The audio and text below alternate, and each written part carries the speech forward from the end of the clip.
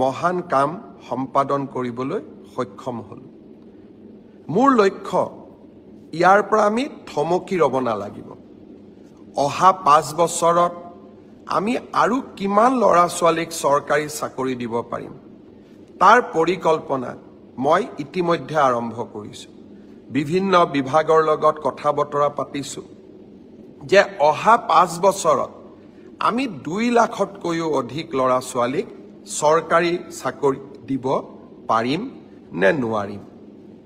অৰ্থাৎ মোৰ লক্ষ্য যে অসমৰ নিবনুৱা যুৱক যুৱতীয়ে কেতিয়াও আশাহত হ'ব নালাগে। তেখেতসকলৰ আশাবোৰ পূৰ্ণ কৰাৰ বাবে আমি আমাৰ আকাংক্ষিত লক্ষ্য যি আমি সন্মুখত ৰাখিছিলোঁ সেই পথেৰে আমি কাম কৰি গৈ থাকিম। নৱেম্বৰ মাহৰ শেষৰ ফালে পুলিচৰ নিযুক্তিৰ বাবে আৰু কেইবা হাজাৰো পদ আমি মুকলি কৰি দিম। আজি যিসকলে পুলিচত চাকৰি মই অনুৰোধ কৰিম নৱেম্বৰত আপোনালোকে আকৌ আবেদন কৰিব, যাতে আপোনালোকৰ আশাবিলাক আমি বাস্তৱত ৰূপায়ণ কৰিব পাৰোঁ।